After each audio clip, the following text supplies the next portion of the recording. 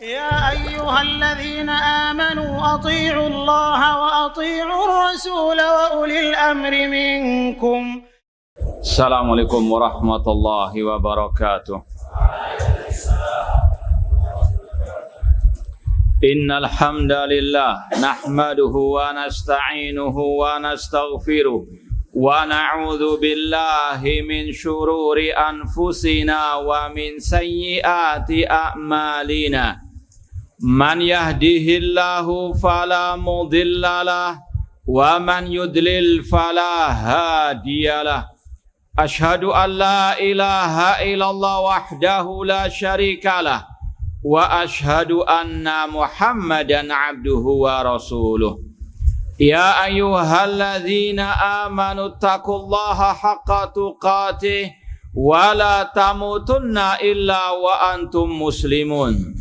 Ya ayyuhan nasu taqu rabbakumul ladzi khalaqakum min nafsin wahidah wa khalaqa minha zawjaha wa batha minhuma rijalan katsiran wa nisaa'a wattaqullaha alladzi tasaaluna bihi wal arham innallaha kana 'alaikum raqibah.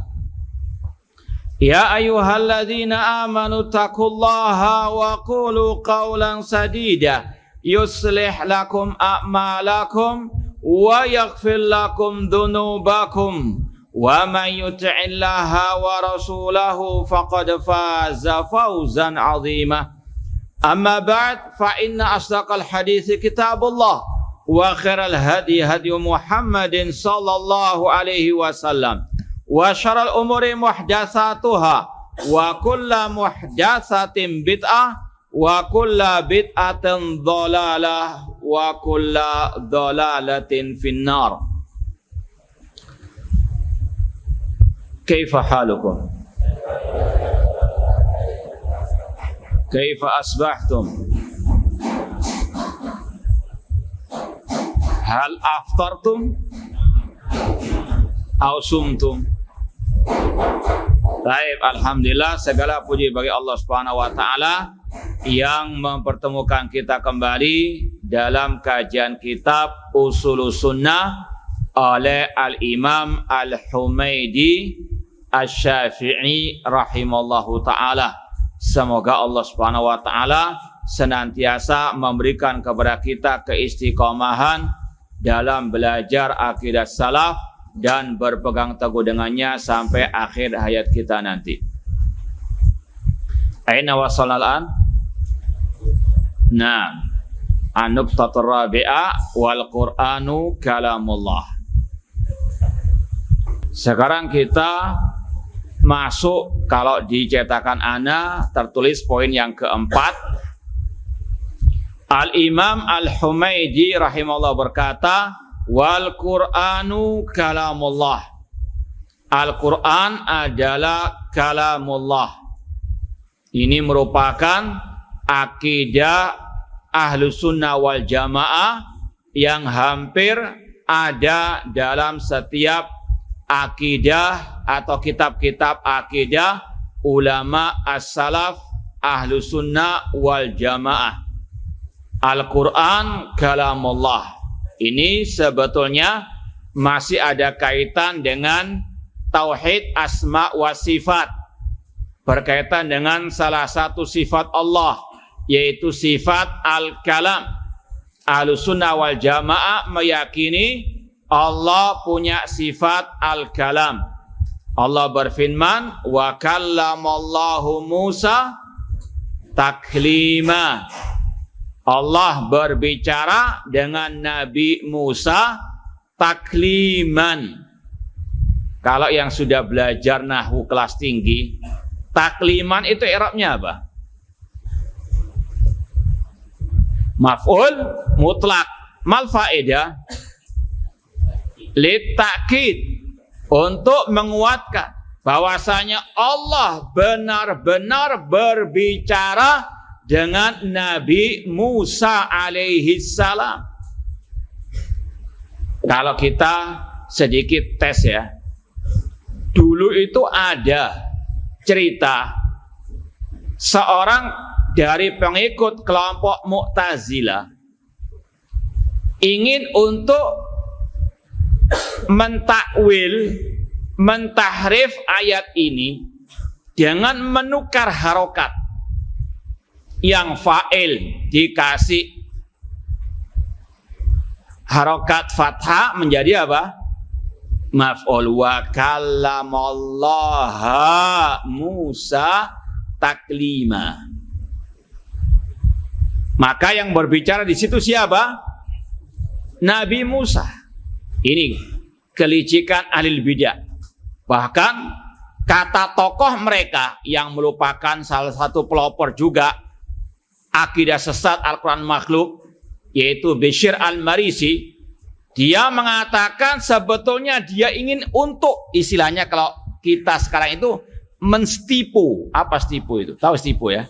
Menghapus ayat-ayat yang berkaitan dengan sifat. Karena apa? Sangat amat fobinya mereka dengan ayat-ayat sifat. Kalau mereka mendustakan, ketahuan. Langsung menolak ayatnya, jelas mereka kafir. Cuma tadi caranya apa? Mereka takwil. Dia namanya tahrifu al-lafadz. Wa kallamallaha Musa taklima. Allah sebagai objeknya, maf'ul binya. Yang fa'ilnya siapa di situ? Musa. Maka ada salah satu ahli bahasa yang mendengarkan tahrifnya mereka tersebut membantahnya. Namun sebelum kita sampaikan, antum bagaimana membantah kayak situ? Ada enggak yang bisa membantah syubhat tadi? Secara bahasa ya, tentunya selain Al-Quran bisa saja ya, yang depan dijadikan maf'ul objek, yang belakangnya jadi apa? Subjek. Paham? Ya, secara bahasa bisa saja. Daraba Zaidan Muhammadun misalnya, bisa saja yang depan dijadikan apa? Maf'ul. Tapi ya sekarang bagaimana membantahnya? Terutama berkaitan dengan ayat ini. Wa kallamallaha Musa taklima. Yang benar apa asalnya?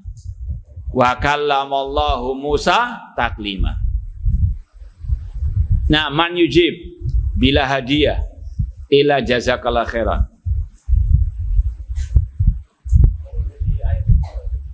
Zid. La, ini yang berkaitan dengan Nabi Musa alaihi salam. Nah, Maya. Taib ahsan tabarakallah fiik. Ya kalau ustadznya sudah anak nggak ragu lah. Ya anak malah yang nggak pede. Taib, kata alim atau ahli bahasa Arab yang mendengar tahrifnya kelompok Mu'tazilah tadi, dia mengatakan ya, ambil sudah ayat tadi wa kallamallaha. Tapi bagaimana ente menyikapi ayat lain dalam surat Al-A'raf? Walamma jaa Musa limiqatina wa kallamahu Rabbu, apa bisa Rabbahu? Wa kallamahu Rabbahu apa Rabbuhu? Bisa nggak Rabbahu? Hah? Nggak bisa, kenapa? Karena maf'ulnya sudah disebutkan. Wa kallamahu. Kallama di situ ditambahi hu, bersambung dengan domir hu. Kallamahu. Hu di situ sudah maf'ul, maka setelahnya harus apa? Fa'il, objek sudah disebutkan, maka setelahnya harus apa? Maka bacanya cuma satu, wa kallamahu rabbuhu fabuhital mu'tazili. Maka orang Mu'tazili tadi yang mentahrif wa kallamallaha ya fabuhita, ya diam, sudah nggak bisa menjawab. Ini ahli bid'ah, kadang mereka menyisipkan syubhat, merusak akidah lewat bahasa. Maka hati-hati. Oleh karena itulah Syekh Muhammad bin Shalih Al-Utsaimin ketika mensyarah ucapan Syekh Bakar Abu Zaid tentang larangan belajar kepada ahli bid'ah, kata beliau bahkan dalam urusan bahasa Arab tidak boleh belajar dari ahli bid'ah. Ya. Kenapa? Karena banyak madaratnya. Dan kata Syekh Sulaiman juga Ar-Ruhaili hafizahullah ta'ala, kullu ina'in bima fi yandahu. Setiap bejana itu pasti akan mengeluarkan apa yang ada di dalam hatinya. Kalau anak tuang gelas ini yang keluar air teh atau air kopi? Air pun. Demikian Pak ahli bidah, meskipun dia ngajar bahasa Arab, kurikulumnya bahasa Arab, tapi kalau hatinya berkarat akidah sesat, suatu saat akan apa? Keluar. Maka bahaya kalau orang itu hanya bermodal husnudzon, kan cuma kita belajar bahasa Arab saja. Hati-hati, asyubat khatafah. Nggak terasa ternyata sudah menjadi korban syubhat alil bid'ah tersebut. Di sini contohnya, alil bid'ah menebarkan syubhatnya lewat bahasa. Wa kallamallaha Musa taklima. Namun tadi dibantah oleh ulama ahli sunnah, meskipun tadi pakar bahasa Arab, wa kallamahu rabbuhu. Fahimtum? Yakin? Paham? Baik, wa ma alaina ilal bala. Ya, ini ana sampaikan, ini ada pengalaman sedikit. Ana waktu muqabalah tes ke Madinah, salah satu pertanyaannya itu ini. Iya, ana masih ingat salah satu pertanyaan yang diajukan oleh Syekh yang ngetes ana waktu itu dari masalah banyak waktu itu bahan tesnya. Masalah fikih, masalah Al-Qur'an, masalah al-aqidah, di antaranya masalah ini. Kaifa tujibu man qala wa kallamallaha Musa taklima. Alhamdulillah waktu itu kita sudah pernah belajar akidah wasithiyah. Ada pembahasan ini yang dibawakan oleh Al-Ustadz hafizahullah ta'ala. Waktu itu membahas masalah ini, kita masih ada ingatan bisa menjawab. Alhamdulillah. Intinya sekali lagi ini sekedar gambaran saja. Kalau antum punya cita-cita mau ke Madinah, persiapkan masalah-masalah seperti ini. Jangan dianggap ini masalah syubhat, nggak mungkin lah ditanya atau kadang syekhnya, tergantung syekhnya. Kalau syekhnya agak istilahnya mendalam tesnya, bisa ditanya-tanya masalah-masalah seperti ini. Ala kullin, itu gambaran singkat dialog ahlu sunnah dengan ahli bid'ah yang berkaitan dengan kalamullah. Ahlu sunnah meyakini Allah punya sifat al-kalam, dan di antara kalamullah adalah Al-Quran. Jadi Al-Quran itu bagian dari kalamullah, bukan semuanya kalamullah adalah Al-Quran, tidak. Allah ketika menurunkan Taurat, Injil itu kalamullah. Tentunya sebelum ada perombakan, perubahan, itu semuanya adalah kalamullah. Allah berbicara dengan para malaikat, Allah berbicara juga dengan para nabi, bahkan juga Allah berbicara dengan iblis. Ma manaka anta tasjuda lima khalaqtu biyadaya. Intinya sekali lagi, Al-Quran adalah kalamullah, dan kalamullah adalah sifat Allah.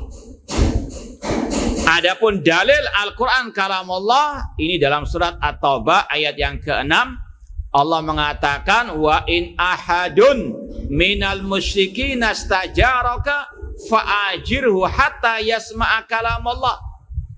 Apabila ada seseorang dari kaum musyrikin atau meminta kepada engkau Nabi Muhammad perlindungan, lindungilah dia sampai dia mendengarkan kalamullah, yaitu Al-Quranul Karim.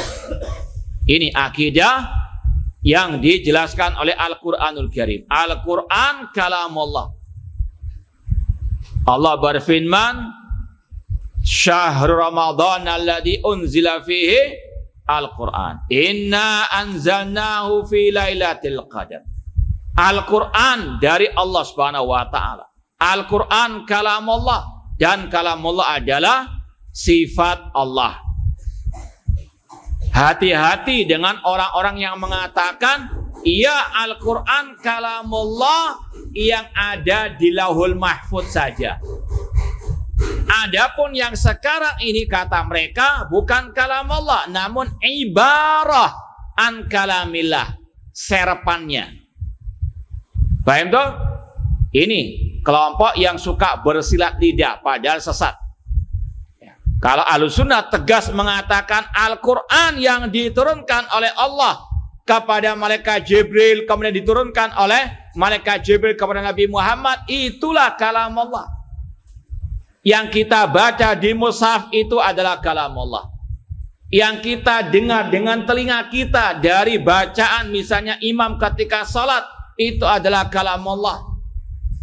Demikian pula yang kita lihat dengan mata kita itu adalah kalam Allah. Yang kita hafal itu adalah kalam Allah. Ya. Yang kita tulis, ya, kita nulis misalnya alif lam mim dalikal kitab, itu adalah kalam Allah. Apapun ya yang disampaikan tersebut adalah kalam Allah. Karena kaidahnya al-kalam yunsab ilaman bada'ahu. Namanya ucapan dinisbatkan kepada yang pertama kali mengucapkannya. Contoh ketika ana membaca syakautu ila waqi'in su'a hifzi fa arsyadani ila tarkil ma'asi. Liman hadal kalam? Manil qail hadal kalam? Al-Imam Syafi'i. Meskipun ana yang membacanya sekarang. Kenapa? Karena tadi kaidahnya semuanya dinisbatkan kepada yang pertama kali mengucapkannya. Al-Quran kalamullah, minhu bada, dari Allah lah berasal. Tanzilum min rabbil alamin. Inna anzalnahu. Ini sekali lagi menunjukkan Al-Quran kalamullah, karena Al-Quran darinya lah berasal. Wal Qur'anu kalamullah. Ini di cetakan ana ada footnote yang mungkin perlu kita bacakan juga dari nukilan Al-Imam Abu Utsman As-Sabuni rahimahullah ta'ala dalam kitabnya yang masyhur apa? Minatulab. Imam As-Sabuni punya kitab akidah, judulnya apa? Akidah Salaf wa Ashabil Hadis. Beliau berkata, wa yashhadu ashabul hadis wa ya'taqidun annal Qur'ana kalamullah wa kitabuhu wa khitabuhu wa wahyuhu wa tanziluhu. Ashabul hadis, Ahlussunnah wal Jamaah, mereka bersaksi, mereka berkeyakinan bahwasanya Al-Quran kalamullah, dan Al-Quran adalah kitab Allah. Al-Quran adalah khitabuhu, pembicaraan Allah, wa wahyuhu, wahyu Allah, wa tanziluhu, dan Allah yang menurunkannya. Ghairu makhluqin, dan bukan makhluk. Wa man qala bi khalqihi wa taqadahu fahuwa kafirun indahum. Dan barang siapa mengatakan Al-Quran makhluk dan dia meyakini Al-Quran makhluk, maka dia kafir menurut ashabul hadis. Kemudian beliau mengatakan lagi, wal Quran alladhi huwa kalamullah wa wahyuhu huwa alladhi yanzil bi Jibril ala Rasul sallallahu alaihi wasallam. Al-Quran yang merupakan kalamullah dan wahyu Allah adalah yang diturunkan oleh Allah kepada Jibril, yang diturunkan oleh Jibril kepada Rasulullah sallallahu alaihi wasallam. Jadi bukan seperti yang diklaim oleh sebagian ahli bid'ah yang merupakan kalam Allah yang ada di mana? Lauhul Mahfuz. yang sekarang kata mereka bukan, namun ibarah an kalamillah, fotokopiannya atau serapannya, naudzubillahi min dzalik. Ini juga kata ulama sama saja mengatakan Al-Quran makhluk, cuma dengan gaya bahasa yang lain. Kata Imam As-Sabuni, Qur'anun Arabiyun, itulah Al-Quran yang berbahasa Arab. Liqaumin ya'lamun, bagi kaum yang mengetahui, basyiran wa nadhira, sebagai pemberi kabar gembira dan pemberi peringatan. Allah berfirman dalam surat Asy-Syu'ara ayat 192 sampai 195, wa innahu latanzilu rabbil alamin, sesungguhnya Al-Quran diturunkan oleh Allah Rabbul Alamin, nazala bihi ar-ruhul amin, diturunkan oleh ar-ruhul amin. Siapakah ar-ruhul amin? Malaikat Jibril, ala qalbika, di atas hatimu, litakuna minal mundirin, agar engkau menjadi pemberi peringatan. Jadi ini Al-Quran yang diturunkan oleh Allah kepada malaikat Jibril. Malaikat Jibril mendengarkan langsung kalam Allah bisautihi, dengan suara Allah. Itu akidah Ahlussunnah wal Jamaah. Kemudian diturunkan kepada Nabi kita Muhammad sallallahu alaihi wasallam. Yang diturunkan kepada Nabi Muhammad SAW itulah Al-Quran yang merupakan kalam Allah, bukan yang di Lauhul Mahfuz. Dan beberapa kajian kita pas ya, alhamdulillah, berkaitan dengan masalah ini ya. Di TV Roja Sabtu pertama dan kedua bulan yang lalu kita bahas ini juga. Dan juga hari Kamis kemarin kajian Al-Mukhtar fi Ushulus Sunnah juga pas bahas ini. Nanti juga masih ada sambungannya.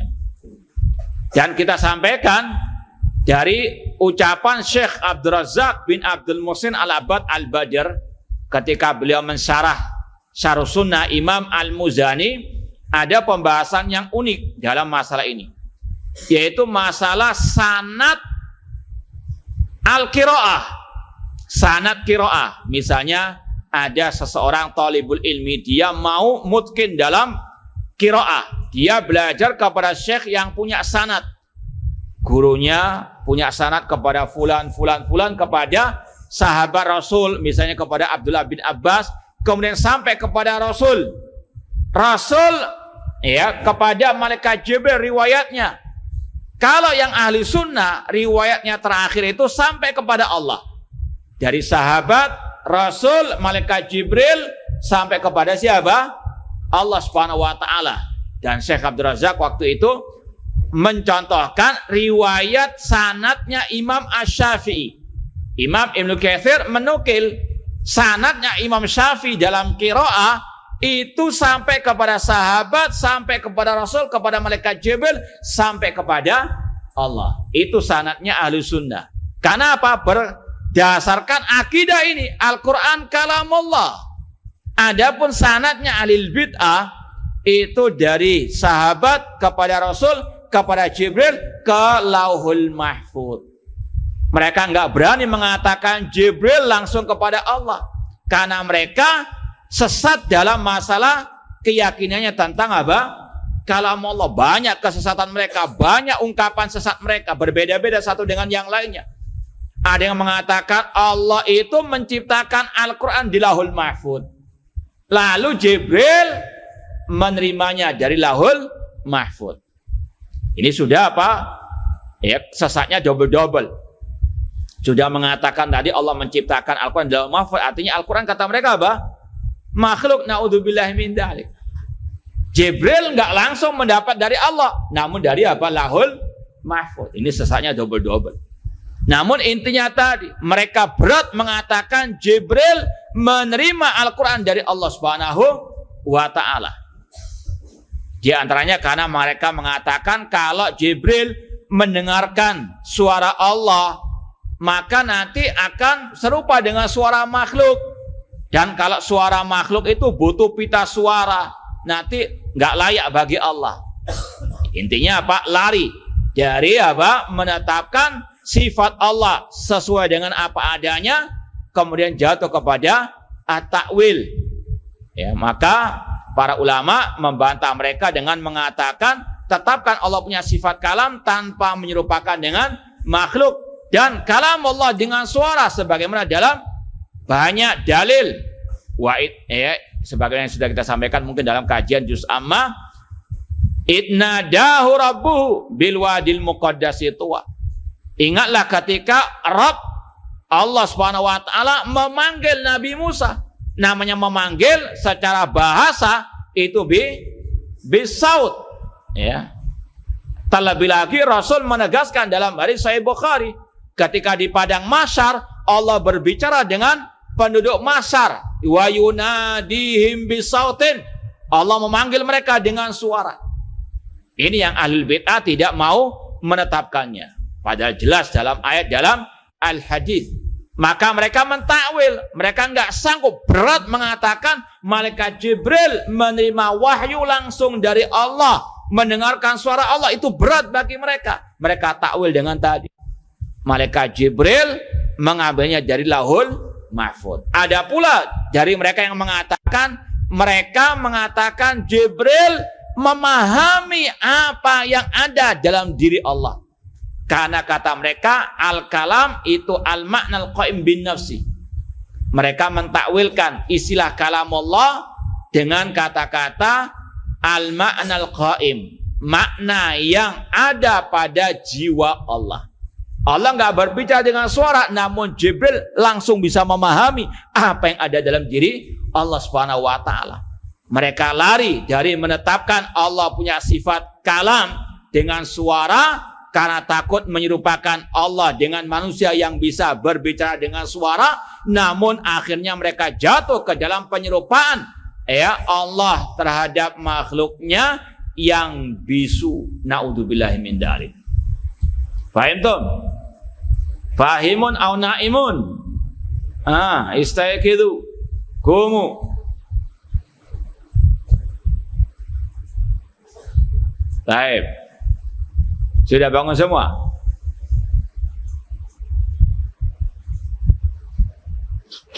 Masa hadiah? La insyaallah. Baik. Ini pembahasan yang sebetulnya paling panjang dalam masalah akidah. Masalah apa? Al-kalam, sifatul kalam. Makanya kenapa kok dinamakan mereka ahlul kalam? Di antaranya karena ini. Karena banyak kesesatan mereka dalam masalah apa? Kalamullah. Syekhul Islam Ibnu Taimiyah rahimahullah punya kitab judulnya At-Tis'iniyah, itu khusus membahas masalah ini, bantahan terhadap ahli al-kalam. 3 jilid yang anak punya. Artinya luar biasa pembahasan ulama masalah yang satu ini. Maka antum harus betul-betul memahaminya ini karena masih ada kaitan dengan tauhid asma wa sifat. Nuasil au nakifuna? Baik. Kemudian dilanjutkan oleh Imam Al-Humaidi rahimahullah, sami'tu Sufyan. Aku mendengarkan Sufyan. Mani Sufyan huna? Kan ada Sufyan Ats-Tsauri, ada Sufyan bin Uyainah. Man huna? Min aina araftum?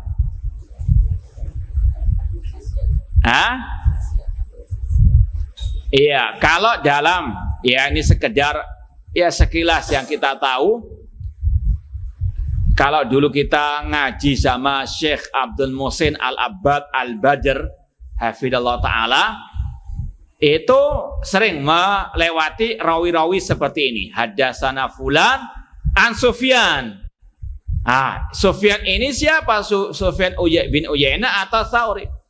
Itu tentunya ada keahlian khusus, di antaranya harus diketahui si rawi tersebut lahirnya tahun berapa, dilihat dalam kitab-kitab tarojimnya, dia pertama pernah bertemu dengan Sufyan yang mana, Tsauri atau Ibnu Uyainah. Dan antum sudah pelajari sebetulnya Sufyan di sini ya, merupakan gurunya tentunya Imam Al-Humaidi. Imam Humaidi dulu pernah belajar kepada Sufyan siapa? Masih ingat enggak? Pernah kita sampaikan enggak biografinya Imam Al-Humaidi? Hah? Coba yang mencatat masalah biografi. Siapa di antara guru-guru? Hah? Sufyan bin Uyainah itu. Ya, jadi salah satu kalau antum mau jadi ahli hadis, ya. Siapa tahu muncul dari Ma'had Al-Kautsar ahlul hadis. Tapi di atas akidah sunnah. Ya, bukan ahlul hadis dalam artian pakar hadis, namun akidahnya sesat, jangan. Ya. Yang kita maksud ahlul hadis di sini pakarnya hadis. Namun apa? Ada yang juga sesat menyesatkan dalam artian tadi akidahnya menyelisih manhaj atau akidah as-salaf. Al-hadis namun akidahnya akidah as-salaf, ya. Nasallahu ta'ala lana walakum at-taufiq was-sadad. Intinya sekali lagi itu di antara caranya, ya, bukan tebak-tebakan, ya, harus ada apa? Penelitian. Lihat biografinya. Pernah enggak Sufyan Ats-Tsauri atau Ibnu Uyainah ketemu dengan Al-Humaidi atau jadi gurunya Imam Al-Humaidi, Al-Imam Humaidi pernah ketemu dengan Sufyan yang mana? Dan kata para ulama memang tadi Imam Al-Humaidi punya guru, bahkan beliau puluhan tahun istilahnya, belasan tahun lah istilahnya belajar kepada Sufyan bin Uyainah. Dan beliau memang kata ulama nggak pernah bertemu dengan Sufyan Ats-Tsauri. Ya, sekali lagi kata ulama ini juga lewat penelitian. Maka kalau kita melewati hal seperti ini, sami'tu Sufyan, kata Imam Al-Humaidi, aku mendengar Sufyan, yaitu Sufyan bin Uyainah, ahli hadis kota Mekah pada waktu itu. Aku mendengarkan, bahkan kalau tidak salah Imam Asy-Syafi'i mengatakan orang yang paling banyak meriwayatkan hadis dari Sufyan bin Uyainah adalah Imam Al-Humaidi. Kalau nggak salah 10.000 hadis beliau riwayatkan dari jalan Sufyan bin Uyainah. Sami'tu Sufyan ai ibna Uyainah yaqul Al-Quran kalamullah. Ini akidahnya Sufyan bin Uyainah. Al-Quran adalah kalamullah. Wa man qala makhlukun fahuwa mubtadi'.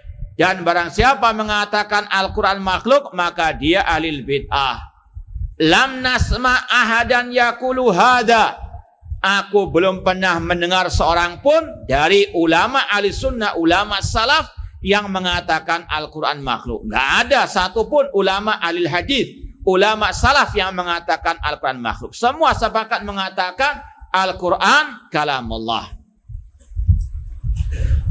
Masal muslimin ikhwani fillah wa akhwati rahimani wa rahimakumullah. Ada beberapa poin yang ingin kita sampaikan di sini. Tadi masalah Al-Quran kalamullah sudah kita sampaikan dalilnya dan sudah kita jelaskan.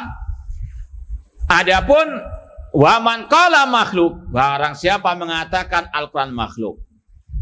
Memang munculnya akidah sesat bin kufur ini di zaman-zamannya Sufyan bin Uyainah dan juga Imam Al-Humaidi. Istilahnya fitnah khalqil Quran. Ini panas-panasnya, viralnya di zaman mereka ini. Ya, di zaman ya awal-awalnya tadi Imam Syafi'i juga mendapati, demikian pula dengan Sufyan bin Uyainah, demikian pula lebih panas lagi di zaman Imam Al-Humaidi. Bahkan temannya Imam Al-Humaidi yang seangkatan dengan Imam Al-Humaidi mendapatkan siksa yang dahsyat ketika mengatakan Al-Quran kalamullah bukan makhluk. Sama dengan kisah Imam siapa? Ahmad bin Hanbal rahimallahu ta'ala. Mereka ini masih sejaman, ya, abad-abad awal ketiga Hijriyah. Ini munculnya karena diterjemahkan diantaranya kitab-kitab filsafat kepada bahasa Arab, ya, Kalau dalam sejarahnya itu Al-Khalifah Al-Ma'mun, salah satu khalifah zaman Abbasiyah. Dia punya ide tentunya dengan bisikan dari tokoh-tokoh kelompok Jahmiyah, Mu'tazilah, di antaranya Bishr Al-Marisi, yang dibantah khusus oleh Imam Ad-Darimi dalam bukunya Raddud Darimi ala Bishr Al-Marisi. Dulu kita di pondok lain pernah ngajar kitab ini sampai selesai. Raddud Darimi ala Bishr Al-Marisi. Dikatakan bahwasanya Al-Khalifah Al-Ma'mun itu mengimpor kitab-kitab filsafat dari negeri Romawi kalau tidak salah atau Yunani untuk dibawa ke negeri kaum muslimin. Waktu itu ada kisah tokoh-tokoh dari Romawi atau Yunani rapat. Perlu enggak kitab-kitab filsafat mereka ini dikirim ke negeri kaum muslimin? Semuanya sebetulnya menolak. Karena itu kitab khusus mereka. Tapi ada salah satu tokoh mereka yang mengatakan kirim saja. Karena tidaklah kitab kita ini masuk ke suatu kaum kecuali akan menghancurkan mereka. Dan betul dikirim kitab-kitab filsafat tersebut. Ketika sudah diterjemahkan ke dalam bahasa Arab, kaum muslimin banyak membacanya, banyak terpengaruh. Ya, mulai di situ muncul ahlu al-kalam. Kemudian muncullah tadi fitnah khalqil Quran, undang-undang yang sekali lagi resmikan oleh khalifah waktu itu yang mengatakan Al-Quran makhluk. Dan barang siapa yang nggak mengatakan Al-Quran makhluk maka dia disiksa. Di antaranya Imam Ahmad rahimallahu ta'ala sampai 3 kekhalifahan. Mulai zaman Khalifah Al-Ma'mun, Al-Mu'tasim dan Al-Wathiq. Kemudian di antaranya juga Imam Al-Buwaiti yang masih seangkatan dengan Imam Al-Humaidi. Beliau mendapatkan siksa, di penjara, dibelenggu, dirantai. Sampai kata beliau pernah suatu saat beliau nggak merasakan di tubuhnya ada rantai. Karena sudah apa? Istilahnya ngapal, ya. Sudah apa? Nggak berasa. Seperti antum pakai jam, kadang nggak terasa. Antum tidur pun pakai jam. Ya, karena apa? Sudah terbiasa. Sudah nggak berasa. Ya, sakitnya beliau merasakan belenggu rantai tersebut. Namun beliau tetap sabar, istiqamah. Beliau sampai mengatakan biarkan ya aku dibelenggu seperti ini agar generasi setelahku nanti akan melihat ada orang yang rela berkorban demi mengatakan akidah yang hak ini. Al-Quran kalamullah rahimallah rahmatan wasi'ah. Itulah perjuangan ulama ahli sunnah. Makanya wajib untuk kita mencintai mereka, mengikuti jejak mereka, dan juga semangat dalam memegang akidah yang satu ini. Antum saja belajar seperti ini masih tidur-tiduran, malas-malasan. Ya, zaman dulu punya akidah seperti ini taruhan nyawa. Antum taruhan sekarang? Ngantuk saja. Masa nggak bisa? Hah? Baik. Intinya ini memang zaman-zamannya penulis munculnya fitnah khalqi Al-Quran. Bahkan juga teman beliau yang lain yang masyhur. Siapa namanya? Di antara murid Imam Syafi'i. Yang juga punya kitab akidah mirip dengan ini. Siapa? Imam Al-Muzani. Imam Al-Muzani Asy-Syafi'i rahimahullah ta'ala. Beliau juga pernah terkena getah masalah ini. Beliau, kalau antum baca lagi, kenapa beliau kok menulis kitab Syarh Sunnah? Oh, nggak salah diajarkan di sini ya. Baik. Atulab, siapa yang bisa menjawab? Apa sebab adanya kitab Syarh Sunnah lil Imamil Muzani? Man yujib? Bismillah.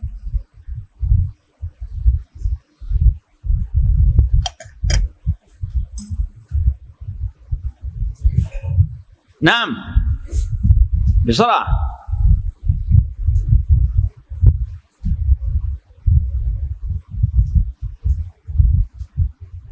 Apa sebab taklif kitab Syarh Sunnah? Hah? Kenapa kok ada yang meminta? Ada sebabnya lagi itu. Iya, betul. Langkah pertama ada permintaan dari seseorang tentang ya agar Imam Al-Muzani menyampaikan tadi masalah akidah yang ala sunnah. Tapi di balik permintaan itu ada sebabnya, ada kisahnya, ada ceritanya. Apa ceritanya itu? Ini inti poinnya yang berkaitan dengan pembahasan kita ini. Nah, nggak ada yang tahu. Taib as-sabab adanya isyaat, adanya kabar burung, adanya gosip, adanya tuduhan miring kepada Imam Al-Muzani. Beliau mengatakan Al-Quran makhluk. Ada apa? Gosip. Apakah semua gosip itu benar? Nah, ya. Ini dulu beredar gosip tuduhan dusta kepada Imam Al-Muzani, bahwasanya akidah beliau itu sesat. Itu salah satunya yang tanya itu pernah kumpul dengan sebagian orang yang ngerasani Imam Muzani. Jangan belajar dengan Imam Muzani. Imam Muzani itu sesat akidahnya. Paham? Itu. Ya, makanya sekali lagi hati-hati dengan orang-orang yang menyampaikan gosip namun tanpa bukti yang nyata. Ya. Ini sudah terjadi di zaman para imam Ahlussunnah. Imam Muzani digosipi, dituduh sesat akidahnya. Di antaranya mengatakan Al-Quran makhluk katanya. Maka sang tadi penanya meminta kepada Imam Muzani menulis kitab tentang akidah, menjelaskan akidah sebenarnya beliau. Di antaranya masalah ini. Maka juga ada kisah yang lain, kalau tidak salah Nu'aim bin Hammad rahimahullah ta'ala, gurunya Imam Al-Bukhari, pernah membela Imam Muzani di hadapan banyak orang. Ya mungkin lagi bermajlis dengan banyak orang. Imam Nu'aim bin Hammad langsung tanya kepada Imam Al-Muzani tentang apa? Akidah beliau tentang Al-Quran. Apakah Al-Quran makhluk atau kalam Allah? Beliau menjawab Al-Quran kalam Allah, laisa bimakhluk. Beliau apa? Terang-terangan mengatakan demikian. Ketika selesai majelis, beliau heran. Kenapa kok istilahnya antum ngetes ana tentang akidah Al-Quran kalam Allah bukan makhluk? Karena kata Nu'aim bin Hammad, karena memang banyak manusia menggosipi inti apa? Ya, menuduh inti akidahnya sesat tentang Al-Quran. Paham tuh? Itu yang ada dalam kisah penulisan kitab Syarh Sunnah Imam Al-Muzani Asy-Syafi'i rahimahullah ta'ala. Karena kenapa kok Imam, ya sekarang tanya lagi biar gak ngantuk, meskipun gak pakai hadiah ya, sekali-kali ikhlas ya. Ya harus berkali-kali, harus terus menerus, cuma sekali lagi la yunafil ikhlas insyaallah ta'ala. Intinya kenapa kok ada gosip seperti itu dari Imam Al-Muzani atau tuduhan dusta itu kepada Imam Al-Muzani? Ada yang bisa menjawab? Jadi sebab ada sebabnya. Kenapa kok beliau sampai dituduh seperti itu? Nah, ada yang tahu?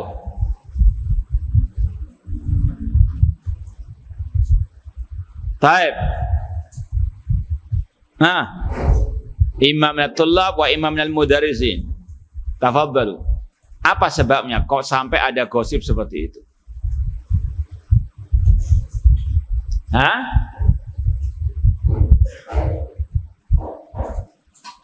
Lah, bukan itu yang paling utama. Nah, kata para ulama, Karena beliau pada waktu itu jarang membahas masalah yang satu ini. Dan ini ada sebabnya juga. Jadi sebabnya banyak. Bertingkat-tingkat, bertahap-tahap sebabnya ini. Kenapa? 6. Jawabannya sudah ada isyaratnya tadi. Kenapa? Karena sangat sadisnya, kejamnya tadi hukuman bagi yang mengatakan Al-Quran kalamullah. Paham? Karena pada waktu itu semua orang wajib mengatakan Al-Quran makhluk. Yang nggak mengatakan Al-Quran makhluk maka disiksa.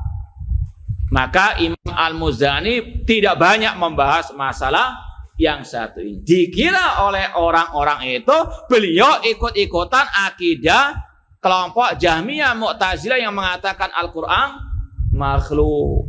Paham? Makanya tadi Nu'aim bin Ahmad ingin untuk menjelaskan kepada manusia, inilah akidahnya Imam Muzani yang sebenarnya. Dites.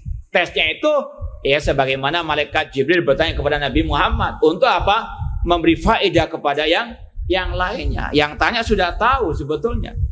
Akidahnya Imam Muzani ala akidah salah. Cuma tadi agar orang lain tahu betul akidahnya Imam Al-Muzani yang hak tersebut. Paham tuh? Baik.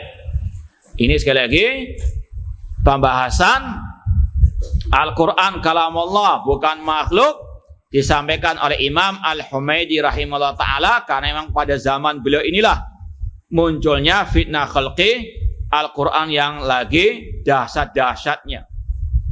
Kemudian beliau mengatakan wa man qala makhlukun fahuwa mubtadi'. Barang siapa mengatakan Al-Quran makhluk maka dia mubtadi'. Di sini ada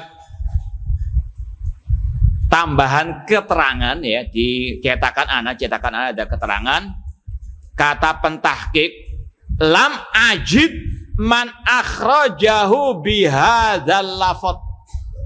Kata pentahqiq, aku belum menemukan lafadz semisal ini dari Sufyan bin Uyainah. Kata-kata barang siapa mengatakan Al-Quran makhluk fa huwa mubtadi'. Karena yang masyhur fahuwa kafir, bukan hanya mubtadi. Jadi wallahu alam. Kemudian kata pentahqiq ya. Walakin akhraja al-Imam Abdullah ibnu Ahmad ibni Hanbal fi sunnah, yang ada dalam riwayat putranya Imam Ahmad yang bernama Abdullah bin Ahmad bin Hanbal dalam kitab beliau yang berjudul As-Sunnah. Jadi kalau Imam Ahmad punya kitab akidah judulnya Ushulus Sunnah, putranya Imam Ahmad punya kitab akidah juga judulnya As-Sunnah. Yang saya punya 2 jilid, tapi itu dengan riwayat beda dengan Imam Ahmadnya, ayahnya, abinya. Kalau Imam Ahmad langsung poin-poin intinya. Namun di kitab As-Sunnah putranya Imam Ahmad di sini itu dengan sanadnya, penyebutan riwayat-riwayatnya. Kata pentahqiq, namun dalam riwayat Abdullah bin Ahmad bin Hanbal dengan sanadnya dari Sufyan bin Uyainah rahimahullah, Sufyan bin Uyainah berkata, Al-Quran kalamullah azza wa jalla, man qala makhlukun fahuwa kafirun. Itu yang ada dalam kitab As-Sunnah dengan lafaz apa? Barang siapa mengatakan Al-Quran makhluk maka dia kafir, bukan sekadar mubtadi'. Dan ini yang paling masyhur dari ahli sunnah, di antaranya dari Imam Asy-Syafi'i rahimahullah. Imam Ahmad juga demikian, man qala Al-Quran makhluk fahuwa kafirun. Karena kalau dia mengatakan Al-Quran makhluk, maka dia menyerupakan Allah dengan apa? Makhluk. Yang menyerupakan Allah dengan makhluk, maka dia apa? Kafir. Sebagaimana kata Nu'aim bin Hammad, man syabbahallah bi syai'in min khalqihi faqad kafara. Barang siapa yang menyerupakan Allah dengan makhluknya, maka dia apa? Kafir. Paham? Jadi antum mungkin kasih catatan tambahan dalam riwayat yang lain. Kalau mungkin mau kasih referensinya tadi dalam kitab apa? As-Sunnah karya Abdullah bin Imam Ahmad, lafadznya fahuwa kafirun.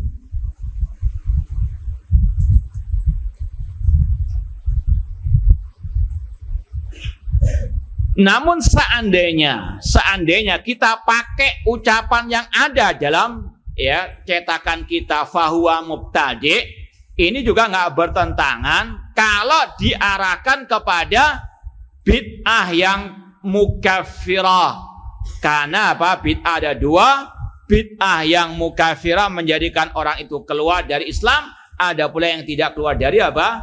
Islam. Fahuwa mubtadi'. Mubtadi' bisa apa? Mubtadi' yang dengan bid'ah yang mukaffirah. Cuma memang sekali lagi lafaz yang masyhur, barang siapa yang mengatakan Al-Quran makhluk maka dia apa? Kafir. Dan Allah mengancam orang yang mengatakan Al-Quran makhluk, dia masuk neraka sakor. Ada yang tahu dalilnya?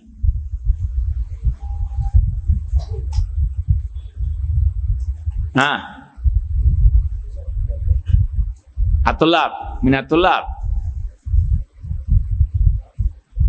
Sebutkan dalil orang yang mengatakan Al-Quran itu makhluk masuk neraka sakor. Antum kira-kira saja ayat-ayat yang ada, kata-kata neraka sakornya itu. Yang antum hafal lah. Insyaallah sudah hafal antum.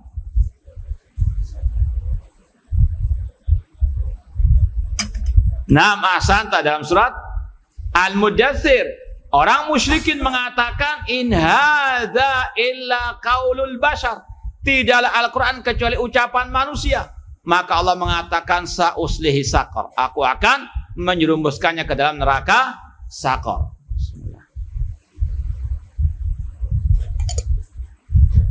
Kemudian kata Imam Al-Humaydi, Sufyan bin Uyainah berkata, Al-Quran kalamullah wa man qala makhluk fahuwa mubtadi'. Sekali lagi antum bisa kasih keterangan dalam riwayat yang lain fahuwa kafir. Lam nasma ahadan yaqulu hada. Aku tidak pernah mendengarkan dari seorang pun dari ulama salaf tentunya yang mengatakan demikian. Dan antum mungkin pernah mendengar kisah bagaimana Imam Ahmad rahimahullah, beliau akhirnya diselamatkan oleh Allah Subhanahu wa taala dari siksaan al-khulafa, mulai al-Ma'mun, al-Mu'tasim sampai al-Wathiq, di antaranya karena pembahasan seperti ini, yaitu beliau dihadapkan oleh khalifah berdialog dengan Ahmad bin Abi Duat, namanya sama, Ahmad dan Ahmad, namun satunya Ahmad Ahlus-Sunnah, yang satunya Ahmad Ahlul Bid'ah. Ahmad bin Hambal dengan Ahmad bin Abi Duat. Ahmad bin Abi Duat ini yang menyesatkan khulafa pada waktu itu. Imam Ahmad rahimahullah disuruh debat dengan Ahmad bin Abi Duat. Imam Ahmad bertanya kepada Ahmad bin Abi Duat, apakah akidah yang mengatakan Al-Quran makhluk ini pernah dikatakan oleh Rasul atau Abu Bakar, Umar, Utsman, Ali? Ahmad bin Abi Duat pun menjawab tidak pernah. Paham? Ini yang kita sampaikan tadi, bahwasanya lam nasma ahadan yaqulu, Rasul nggak pernah mengatakan Al-Quran makhluk. Abu Bakar, Umar, Utsman dan Ali. Kemudian kata Imam Ahmad, kalau mereka nggak pernah mengatakannya, apakah karena kejahilan mereka? Naudzubillah min dzalik. Intinya disitulah Imam Ahmad rahimahullah dibebaskan oleh khalifah dan menjadi sebab hidayahnya khalifah, tidak lagi mengatakan Al-Quran makhluk. Intinya sekali lagi, itulah bid'ah dalam akidah yang sampai kepada kekafiran yang mengatakan Al-Quran makhluk. Paham Tom? Baik.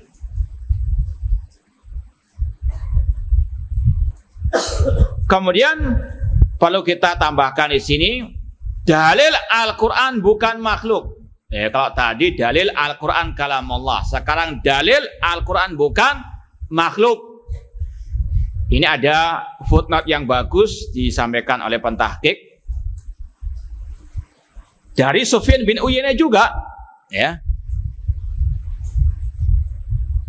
Kata Sufyan bin Uyainah, ma taqulu hadhihi duwaibatu.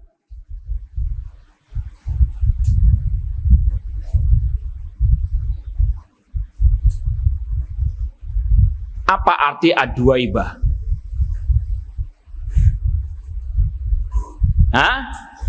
Antum secara sekilas duwaibah itu sirah apa? Ismu at-tasghir. Ini beliau katakan untuk merendahkan seorang ahli bid'ah. Duwaibah tasghir dari apa? Kira-kira. Adaba itu apa? Binatang melata. Ini beliau katai orang yang sesat menyesatkan. Matakulu hadid duwaibah. Apa yang dikatakan oleh binatang yang kerdil yang kecil ini? Yang dimaksud siapa? Bishr al-Marisi. Bishr al-Marisi ini gurunya Ahmad bin Abi Duat, muridnya Jaham bin Safwan. Silsilahnya kepada siapa? Yahudi. Coba sebutkan mulai dari Ahmad bin Abi Duat. Ahmad bin Abi Duat punya guru siapa? Bishr al-Marisi. Gurunya Bishr al-Marisi siapa? Jaham bin Safwan. Gurunya Jahal bin Dirham. Gurunya Aban bin Sam'an. Aban bin Sam'an punya guru namanya, gurunya Talut siapa? Labid bin Al-Asam al-Yahud. Ini silsilah al-Jahmiyah. Di sini Sufyan bin Uyainah ingin membantah Bishr al-Marisi. Apa yang dikatakan oleh binatang kerdil ini, yaitu Bishr al-Marisi. Kalau orang-orang menjawab, yaz'umu anal Qur'ana makhluk. Orang-orang mengatakan, Bishr al-Marisi mengatakan Al-Quran makhluk. Maka Sufyan bin Uyainah mengatakan kadzab, dia berdusta. Qala Allah azza wa jalla, Allah telah berfirman, ala lahul khalqu wal amr. Hak Allah untuk menciptakan dan hak Allah untuk memerintahkan. Kata Sufyan bin Uyainah, al-khalqu khalqullah. Yang dimaksud dengan al-khalqu adalah ciptaan Allah. Wal amru Al-Quran. Paham? Di sini Allah membedakan antara penciptaan dengan apa? Al-Quran. Berarti Al-Quran bukan makhluk. Ini dalil Al-Quran bukan makhluk. Surat Al-A'raf ayat 54 kalau tidak salah. Paham? Nah, ini dalil Al-Quran bukan makhluk. Demikian pula di awal surat Ar-Rahman. Hafidtum? Iqra. Ar-Rahman 'allamal Qur'an khalaqal insan. Allah membedakan antara 'allamal Qur'an, dialah Allah yang mengajarkan Al-Qur'an, dan dia yang menciptakan apa? Manusia. Allah bedakan antara Al-Quran dengan penciptaan. Berarti Al-Quran bukan makhluk. Paham tuh? Itu dalil Al-Quran kalam Allah bukan makhluk. Dan masih banyak dalil-dalil yang lainnya. Di antaranya juga antum pagi dan petang hari membaca zikir a'udzu bikalimatillahi at-tammah. Al-Quran bagian dari kalam Allah. Dan kalam Allah sifat Allah, makanya kita berlindung dengan sifat Allah. Seandainya sifat Allah al-kalam itu makhluk, boleh tidak berlindung dengan makhluk? Tidak boleh. Ya. Namun ini menunjukkan Al-Quran adalah kalam Allah, dan kalam Allah sifat Allah, dan semua sifat Allah tidak ada yang makhluk. Nah,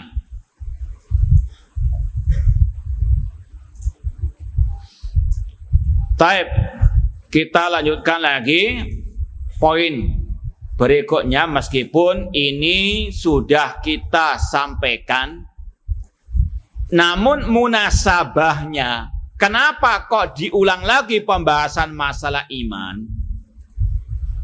Ada yang tahu? Nah,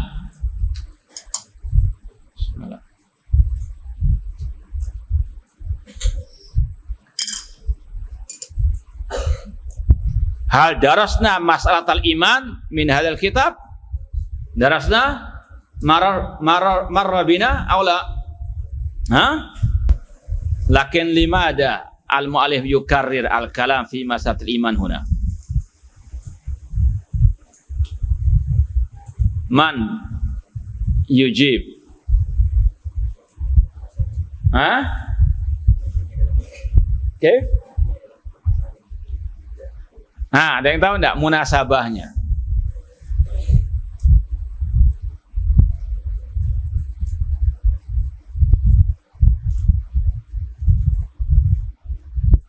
Ada yang tahu?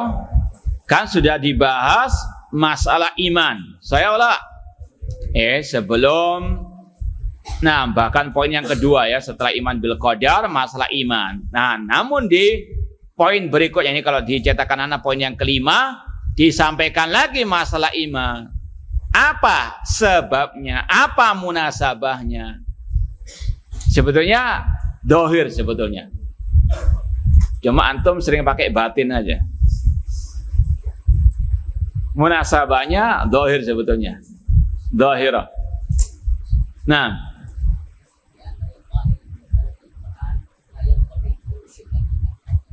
lah. Sebetulnya sahal. Karena muallif Imam Humaidi sekalian menyambung ucapan Sufyan bin Uyainah. Itu saja. Sami'tu Sufyan yaqul, sambung lagi wa sami'tu Sufyan yaqul. Itu saja munasabahnya. Paham? Makanya tadi kita sambung sami'tu Sufyan, poin kelima sami'tu Sufyan bin siapa? Bin Uyainah. Itu saja munasabahnya. Ya, sekalian apa? Beliau gandeng dengan ucapan Sufyan bin Uyainah tentang yang lainnya. Meskipun sudah apa? Beliau bahas. Sekalian apa di istilahnya rapel istilahnya ya. Iya. Nah, paham dong? Taib. Paham enggak ngantuk lah antum? Enggak. Iya. Taib, kita enggak apa-apa ulang lagi. Kata Imam Al-Humaidi rahimahullah wa sami'tu Sufyan bin Uyainah rahimahullah yaqul al-imanu qaulun wa amalun wa yazidu wa yanqus. Iman adalah ucapan dan perbuatan. Yazidu wa yanqus, bisa bertambah, bisa apa? Berkurang. Anak tanya, atulab ya, apa bedanya ucapan al-iman qaulun wa amalun dengan ucapan sebagian kelompok yang mengatakan al-imanu i'tiqadun wa amalun? Hal kilahuma sahih au kilahuma khata au madatakul? Faham tuh soal? Paham gak pertanyaannya? Kan ada ungkapan ya, sekarang anak ulang lagi. Imam Al-Humaidi, Imam Sufyan bin Uyainah mengatakan iman adalah ucapan dan perbuatan. Cuma ada dua kata di situ, qaulun wa amalun. Ada kelompok yang lain mengatakan iman adalah keyakinan dan ucapan. Faham Tom? Ini dua-duanya benar atau dua-duanya salah atau bagaimana pendapat antum? Kan sudah belajar. Masa enggak bisa jawab? Nah, menujib. Kalau nggak bisa jawab, anak tutup sekarang sudah. Buyar sudah. Nah, surah.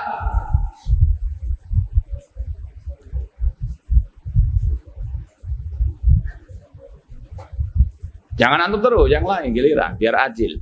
Iya. Taib yang belakang. Nah, biar bangun yang belakang. Gomu. Nah, yang belakang siapa yang jawab?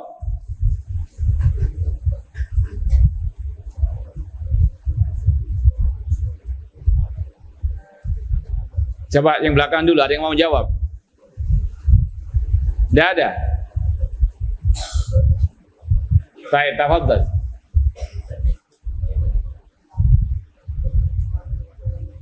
Kenapa?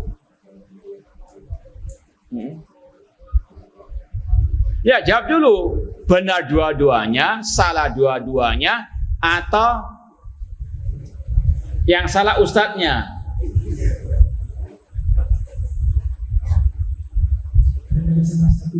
Benar salah satu. Yang mana itu? Yaitu iman adalah qaulun wa amalun. Adapun yang mengatakan iman adalah i'tiqad wa qaulun, ucapan dan keyakinan, itu benar atau salah? Nah, ini mengatakan salah satunya salah, tapi masih ragu. Hati-hati, makanya kita tes. Ini akidah yang ala yakin atau ala syak, atau mencela-menceli. Ucapan dan keyakinan adalah definisi iman. Sahih aula. Ucapan dan keyakinan. Al-iman huwa qaulun wa i'tiqadun. Kan sama-sama dua katanya. Qaulun wa amalun, ini i'tiqadun wa qaulun. Antum katanya yang pertama benar, tapi kok yang kedua ragu? Yang kedua salah. Yakin? Yakin. Hah? Yakin ya? Berapa persen? 80. Oh, 80. Ini yakin nggak ya? Yakin ini ya. Allah nas'ala ta'ala as-sabat. Hah? Mi'a fil mi'a atau mi'a? Baik. Kamil jawab. Kenapa kok salah?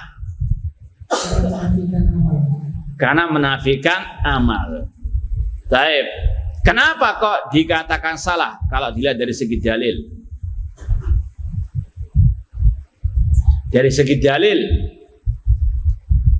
Karena Allah ketika menyebutkan iman selalu menyaksikan dengan Rasul. Baik, ahsan, barakallahu fiik. Jangan ragu lagi ya. Labut ala yaqinin ta mi'a fil mi'a bal mi'a wa alaf. Taib ala kulin, kita katakan ya, makanya perlu terus akidah itu dimurajaah. Ya, ini bukan nunjuk yang itu ya.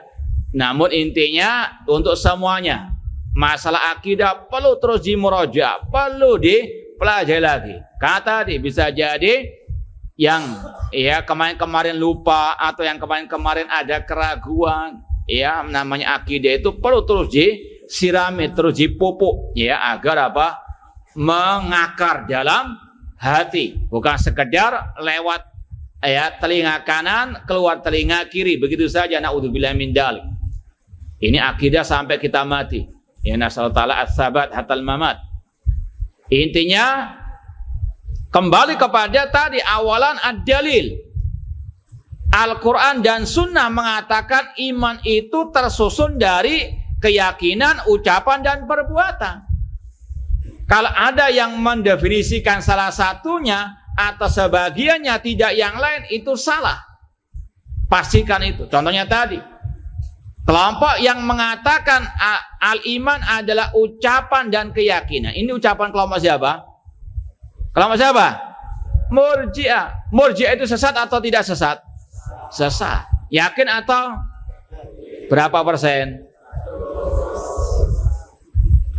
Jangan hanya di bibir saja ya, namanya al-yakin ya. Intinya sekali lagi, ini ucapan kelompok sesat Murji'ah. Ucapan dan keyakinan kata mereka itulah definisi iman. Ahlussunnah mengatakan ini mengeluarkan amal dari iman, sedangkan Allah memasukkan amal bagian dari iman. Allah menamakan amal sebagai iman. Contohnya dalam ayat wa ma kana Allahu liyudhi'a imanakum. Allah tidak menyia-nyiakan imannya kalian. Yang dimaksud imanakum apa itu? Salatakum. Ini dalam surah Al-Baqarah 143. Allah menamakan as-shalah, yang itu ada bagian dari perbuatan anggota badan sebagai iman. Demikian pula tadi Allah menyambung al-iman dengan al-amal saleh, illal ladzina amanu wa amilus shalihat, menunjukkan amal bagian daripada apa? Al-iman. Maka kalau ada yang mendefinisikan iman hanyalah ucapan dan keyakinan, itu salah. Yakin? Baik, pertanyaan berikutnya. Loh Ustaz, kan ini cuma qaulun wa amalun. Mana i'tiqad, keyakinan? Kan tidak ada dalam ucapan Imam Sufyan bin Uyainah ini. Apakah ini juga salah? Katanya iman harus ada keyakinan. Ini mana? Oh, enggak ada. Man yujib? Nah.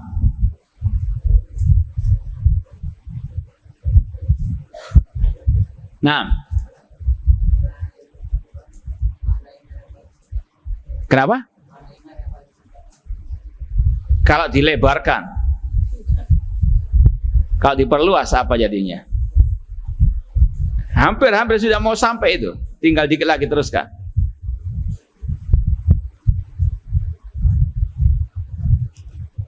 Nah, apa yang dimaksud ini yang paling singkat?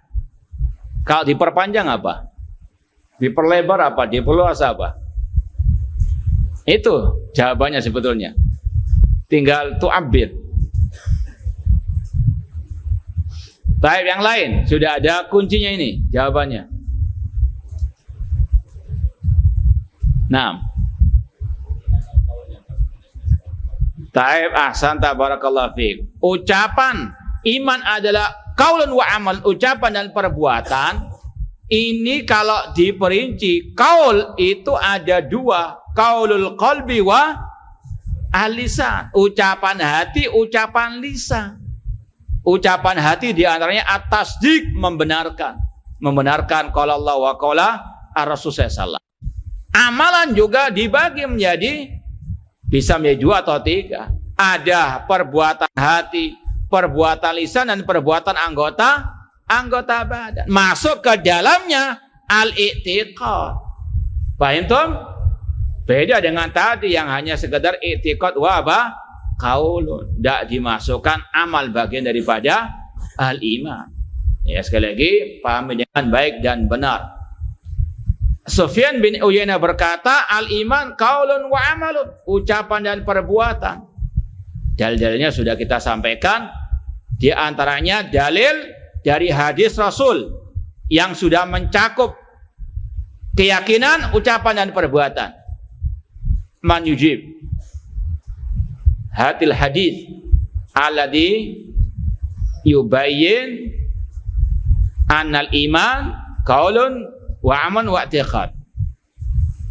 Hadisul wahid. Nah, hadis syu'abul iman, al-iman bid'un wa sab'una syu'bah. Fa'alaha qawlu la ilaha illallah wa adanaha imatatul adza anit tariq. Iman memiliki beberapa 70 lebih cabangnya. Yang paling afdal, yang paling tinggi ucapan la ilaha illallah, qaul. Yang paling rendah menyingkirkan gangguan dari jalan. Ini keyakinan atau amal? Amal, anggota badan. Wal haya syu'batun minal iman, rasa malu bagian daripada apa? Al-iman. Paham tuh? Baik. Malu kalau sudah belajar nggak paham-paham. Nah, ini malu. Itu minal iman sebetulnya. Nah, wa yazid wa yanqus, iman bisa bertambah bisa berkurang. Mana dalilnya? Man hafidh al-hadis atau al-ayah?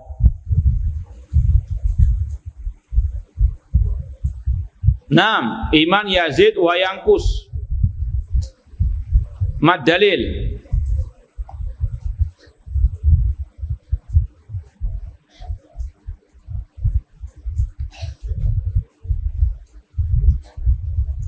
Ya, ada yang hafal? Naam.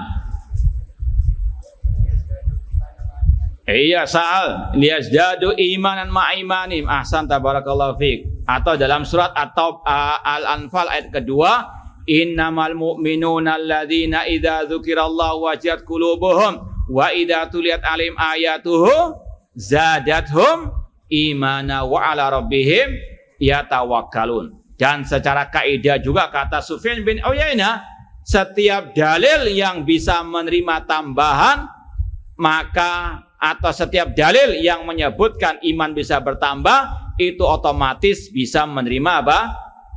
Pengurangan. Ini kaidah secara umum, setiap yang bisa menerima tambahan pasti bisa menerima apa? Pengurangan. Antum punya dompet enggak? Hah? Ada uangnya? Iya, bisa dikurangi, bisa apa?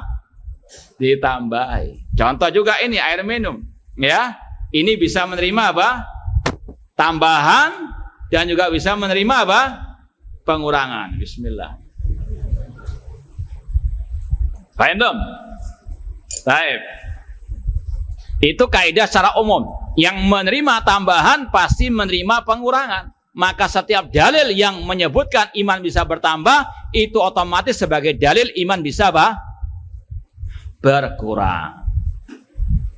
Kalau ditanya ada nggak dalil yang menyebut iman bisa berkurang? Ada nggak kalau antum ditanya secara spesifik atau secara khusus? Kalau tadi kan kaidah umum. Ada nggak kira-kira? Hah?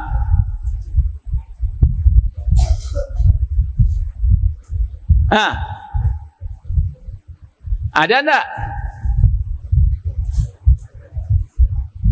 Kalau mungkin ada yang ngotot, anak maunya apa? Yang ada kata-kata berkurang. Ya, dari dalil, ayat atau hadis. Nah, man yujib.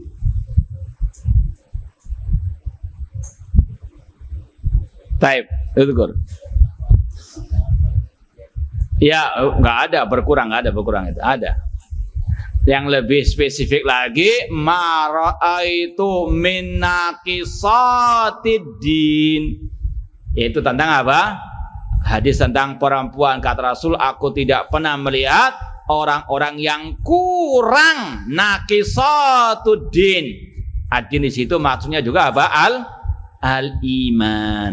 Paham dong? Nah.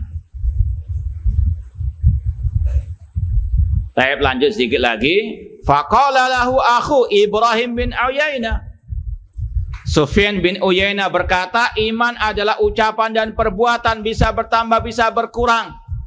Tiba-tiba saudaranya berkata, yang bernama Ibrahim bin Uyainah, ya Aba Muhammad, la taqul yangkus. Wahai Aba Muhammad, kunyahnya siapa? Sufyan bin Uyainah, wahai Aba Muhammad, jangan mengatakan iman itu bisa berkurang. Maka faghadiba. Sufyan bin Uyainah marah. Ini masalah akidah. Beliau pun marah ketika diprotes. Ya, berkaitan dengan akidah yang hak tersebut. Waqala, seraya berkata, uskut ya sabi. Diam wahai anak kecil. Ini beliau kalau masalah akidah enggak apa? Ya, adem ayem. Kalau ada yang menyimpang, ada yang membantah akidah yang sahihah, beliau pun mengeluarkan ya istilahnya bahasa-bahasa kromonya. Tadi sudah apa? Ya, matakulu hadi duaiba. Paham tuh? Tafsir dari apa? Dabah. Nah, ini beliau juga nggak peduli, nggak ada kata-kata nepotisme, kata-kata fanatik karena dia saudara saya, karena dia satu alma mater dengan saya, biarpun dia akidahnya sesat, dia harus apa? Dibela mati-matian. Tidak. Beliau bantah sendiri. Beliau apa? Langsung kasih ya warning, ya sabi, atau dalam sebagian syarah ulama ya subai. Apa subai? Sabi itu sejak kecil, ditasghir lagi. Itu dalam rangka apa? Lil ihana, untuk merendahkan. Karena apa? Dia menentang akidah sahihah yang berkaitan dengan al-iman, qaulun wa amalun yazidu wa yanqus. Kata Sufyan bin Uyainah, uskut ya sabi atau ya subai. Bala hatta la yabqa minhu syai'. bahwasanya iman itu bisa berkurang sampai nggak tersisa sedikit pun. Ada yang mensyarah tidak tersisa sedikit pun dari kamalul iman, dari kesempurnaan iman, meskipun masih ada mutlakul iman. Antum kalau belajar istilah al-iman itu, kalau ada ungkapan ulama yang harus antum pahami betul. Bedakan antara al-imanul mutlak dengan mutlakul iman. Orang yang berbuat dosa besar, dia itu hilang al-imanul mutlak alias al-imanul kamil. Namun masih tersisa mutlakul iman. Dasarnya apa? Al-iman. Pelaku dosa besar, kafir atau masih mukmin?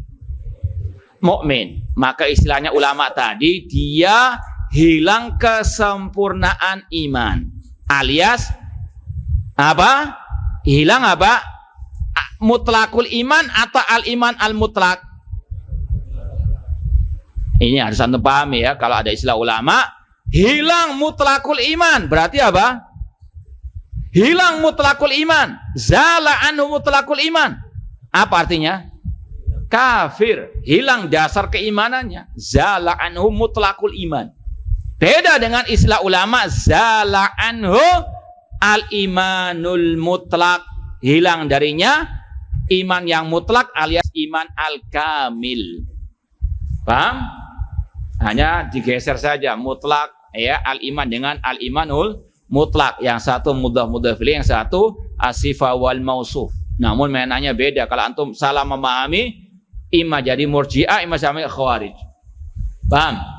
Kalau antum bisa mengatakan pelaku dosa besar zala anhu al-imanul mutlak, antum pahami iman secara mutlak, artinya murtad, khawarij.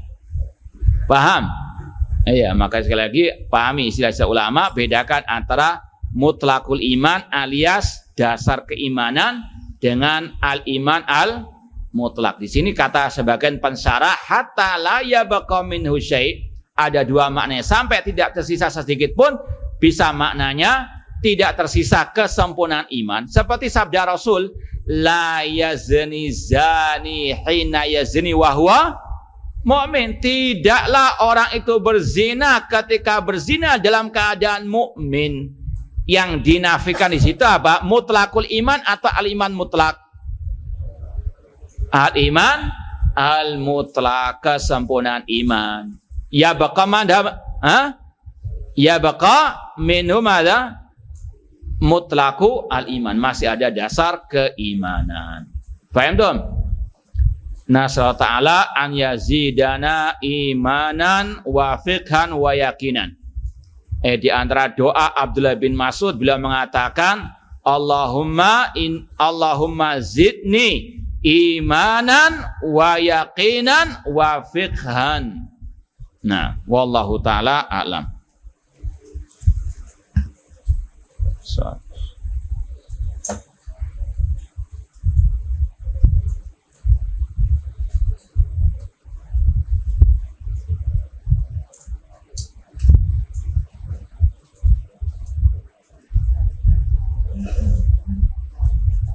Ya, tentang ilmu kalam, ya ini ada berkaitan dengan, antum harus pahami dulu ilmu kalam, ilmu yang digunakan untuk menetapkan akidah hanya berlandaskan logika atau lebih mendahulukan logika daripada Al-Quran dan As-Sunnah. Itu namanya ilmu al-kalam.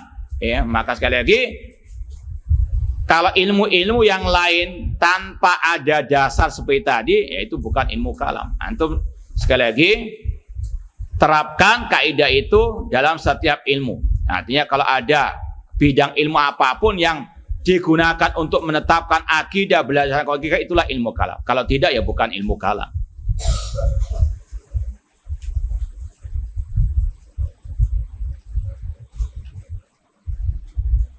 Tolong sebutkan sanad Ahmad bin Abi Du'ad.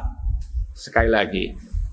Ya, sudah kita sampaikan, Ahmad bin Abi Du'ad punya guru namanya Bishr al-Marisi. Dua-duanya ini yang mempengaruhi khulafa Al-Abbasiyah, mulai dari Ma'mun, Mu'tasim dan Wathiq untuk membuat undang-undang Al-Quran makhluk. Ya, yang paling bawah Ahmad bin Abi Duat, atasnya Bishr al-Marisi yang sudah kita sampaikan tadi, seorang ulama di sunnah punya kitab khusus membantahnya. Siapa itu? Imam Ad-Darimi, ya, punya kitab judulnya Ar-Raddud Darimi ala Bishr al-Marisi. Bishr al-Marisi punya guru namanya siapa? Jaham bin Safwan yang sudah dibunuh oleh penguasa pada waktu itu. Punya guru namanya Ja'ad bin Dirham yang juga dibunuh oleh gubernur pada waktu itu Khalid bin Abdul Qasim. Punya guru lagi siapa? Aban bin Sam'an. Aban bin Sam'an punya guru namanya Talut. Talut punya guru namanya Labid bin Al-Asam al-Yahudi yang pernah menyihir Rasulullah SAW dan kisahnya ada dalam Sahih Bukhari.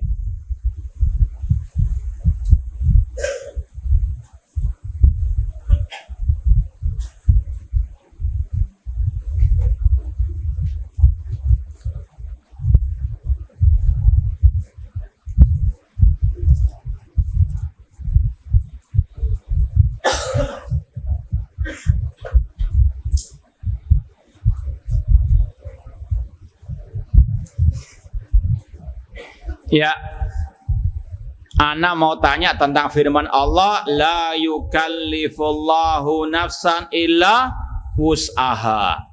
Akan tetapi kenapa banyak di luar sana orang jadi gila disebabkan karena anaknya mati ataupun musibah yang lainnya. Yang pertama, ayat ini lebih diarahkan kepada hukum at-taklif. Hukum apa? Syariat. Tidak ada hukum syariat yang lebih dari kemampuan apa? Manusia. Bahkan kata para ulama sebetulnya lebih dari itu semuanya. Artinya apa? Sebetulnya orang itu mampu melakukan meskipun berat. Dalam artian orang yang dia sakit, ya, panas misalnya, demam, dia dikasih udzur nggak puasa Ramadan, betul nggak? Boleh atau enggak? Boleh. Padahal sebetulnya kalau dia paksakan dia bisa puasa. Betul atau tidak? Artinya apa? La yukallifullahu nafsan illa wus'aha. Ini menunjukkan bagaimana keringanan yang Allah berikan itu double-double sebetulnya. Ya, orang yang sehat walafiat itu sebetulnya Allah seandainya kasih dia puasa mulai subuh, ya, fajar itu sampai isya, sanggup atau tidak? Tapi Allah berikan sampai apa? Waktu maghrib. Itu pun kalau sakit Allah berikan apa? Keringanan enggak. Padahal sekali lagi syariat itu lebih dari itu. Dalam artian, ya, ini menunjukkan keringanan, kemurahan Allah Subhanahu wa taala. Paham? Orang safar sanggup sebetulnya dia apa? Berpuasa secara umum, ya, namun diberikan apa? Keringanan oleh Allah Subhanahu wa taala. Ini secara asal, ya, la yukallifullahu nafsan illa wus'aha. Ini berkaitan dengan, ya, at-takalif asy-syar'iyyah. Namun kalau toh, ya, berkaitan dengan masalah beban, ya, beban hidup istilahnya. Anak kasih contoh kepada antum misalnya. Antum secara umum sebetulnya bisa menghafalkan dalil-dalil yang kita sampaikan tadi tentang Al-Quran kalam Allah. Paham? Paham atau tidak? Tapi kenapa kok misalnya ada yang nggak naik kelas? Apakah bebannya itu keberatan atau antum yang apa? Cuma kerjanya tidur-tiduran. Betul tidak? Hah? Jawab. Sebetulnya seperti itu. Sebetulnya orang sanggup, ya, istilahnya menahan beban musibah dan sebagainya. Cuma tadi karena dia memang jauh dari keimanan, karena dia apa? Tidak mau istilahnya mempelajari masalah apa itu iman, al-aqidah sahihah, maka ketika terkena beban kehidupan, frustasi, meninggal dunia anaknya, dia pun menjadi gila. Karena apa? Kesalahannya dia tidak mau mengokohkan imannya kepada Allah. Bukan karena beratnya beban dari Allah Subhanahu wa taala, cuma dianya yang apa? Teledor. Sama dengan tadi perumpamaannya, antum sebenarnya secara sanggup. Apa sih dalilnya kalamullah? Wa in ahadun minal musyrikin astajaraka. Apa dalilnya? Al-Quran bukan makhluk, ala laul khalqu wal, singkat, sanggup insyaallah semuanya. Paham? Cuma tadi karena apa? Malas-malasan, nggak semangat ketika nggak naik kelas sampai frustasi, bukan karena ujiannya yang berat, namun apa? Ustadznya yang salah? Baik, semoga Allah Subhanahu wa taala menjadikan semua takdir kita baik dan semoga Allah memberikan segala kemudahan dalam urusan kita.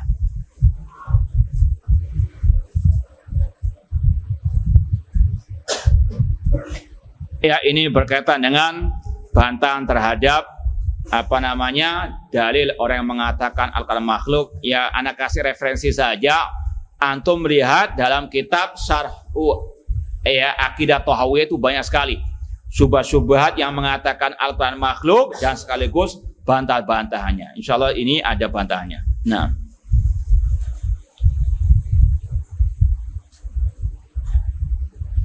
iya, ditanya masalah politik, ya sudah kita sampaikan, minasya setir antar kusiasa. Di antara politik kita Ahlussunnah meninggalkan politik yang kotor.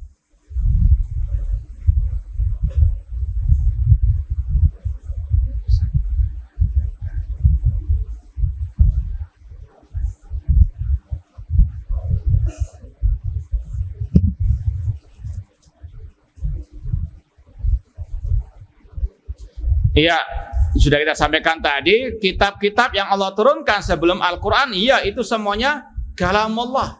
Ya, sekali lagi, kalamullah bukan hanya Al-Quran, namun kitab-kitab yang Allah turunkan kepada nabi-nabi sebelum Nabi Muhammad SAW semuanya adalah kalamullah.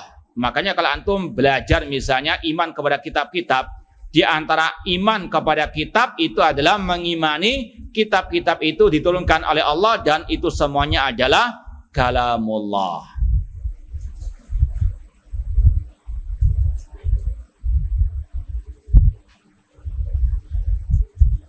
Apakah boleh berta'awud dengan Al-Quran? Ya sudah kita sampaikan tadi, cukup yang kita diajarkan oleh Rasulullah, a'udzu bikalimatillahi at-tammati min syarri ma khalaq.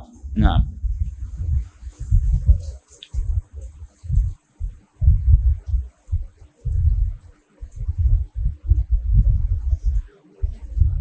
ada orang bilang Ustadz ini bid'ah, yang lain seharusnya Ustadz ini di atas sunnah. Apakah yang harus kita lakukan? Yang pertama, kalau kita sudah punya background ilmu yang mumpuni, akidah sahihah, manhaj yang salim, kita bisa menilai sendiri mana yang di atas bid'ah, yang di atas apa? As-sunnah. Kalau misalnya Ustadz itu suka mencaci maki pemimpin kaum muslimin, apakah dia di atas sunnah? Hah? Paham dong?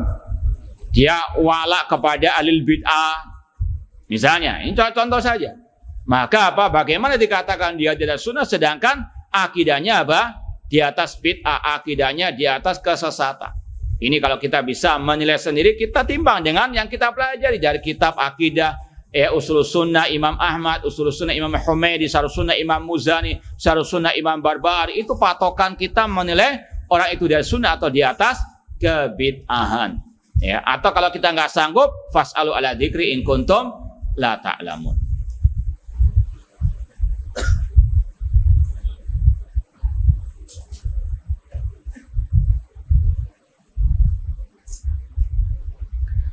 Saya belajar tentang Al-Quran kalamullah. Tiba-tiba saat waktu senggang, saya muncul pertanyaan, kalau Allah memiliki sifat kalam, maka apakah Allah memiliki mulut? Maka banyak-banyak apa? Menghabiskan waktu untuk yang bermanfaat. Jangan banyak ngelamun. Kerasukan setan nanti. Nah, di sini diantaranya, ya, setan masuk, ya, syubhat, ini minasyaitan, ya, isti'adzah, ya, minasyaitonir rajim. Yang pertama kita katakan, HP antum itu kadang bisa ngomong kan? Muncul suara kan? Ada mulutnya enggak situ? Speaker Ustaz. Taib, ya sudah, ngalah sudah. Allah berfirman dalam surat Yasin, al-yauma nakhtimu ala afwahihim wa tukallimuna aydihim. Kata Allah, pada hari kiamat nanti akan kami kunci mulut-mulut mereka. Wa tukallimuna aydihim, tangan-tangan mereka akan berbicara. Apakah tangan kita punya mulut? Yang mana mulutnya ini? Hah? Enggak ada kelaziman. Paham toh? Ini juga syubhatnya ahlul bidah. Kenapa ahlul bidah tidak meyakini Allah berbicara dengan suara? Yaitu tadi, mereka takut kalau mengatakan Allah punya sifat kalam dan kalamnya dengan suara, itu nanti menyerupakan dengan manusia yang berbicara dengan alat-alat tadi, mulut, lisan, ada pita suara. Itu yang mereka takutkan. Maka mereka mengatakan Allah berbicara namun tanpa suara. Namun jatuhnya ke dalam yang lebih fatal lagi, menyerupakan Allah dengan yang bisu. Ya, dari awal katakan Allah punya sifat kalam dengan suara, namun gak sama dengan makhluk. Sama dengan masalah yang lain. Allah punya wajah, tetapkan, namun tidak sama dengan wajah makhluk. Selesai masalah. Paham? Tadi malam kita ngajar akidah Imam Asy-Syafi'i. Kata Imam Syafi'i rahimahullah, nusbitu hadis sifat wa nanfi anhu tashbih. Kita menetapkan semua sifat-sifat Allah, namun dalam waktu yang bersamaan kita nafikan penyerupaan dengan makhluk. Allah punya sifat kalam, namun gak sama dengan makhluk. Selesai. Allah punya sifat tangan, gak sama dengan makhluk. Selesai sudah. Paham Tom? Jangan pernah membayang-bayangkannya atau tadi sampai muncul kelaziman-kelaziman yang tidak lazim seperti ini. Maka harus di stop, harus diperangi. Wallahu ta'ala alam. Ini yang mungkin bisa kita sampaikan, kurang lebihnya mohon maaf. Wa jazakumullahu khairan wa wafaqanallahu wa iyyakum lima yuhibbu wa yarda. Semoga Allah Subhanahu wa taala menghidupkan dan mewafatkan kita di atas tauhid dan sunnah Rasulullah sallallahu alaihi wasallam. Kurang lebihnya mohon maaf. Wa jazakumullahu khairan. Wassalamualaikum warahmatullahi wabarakatuh.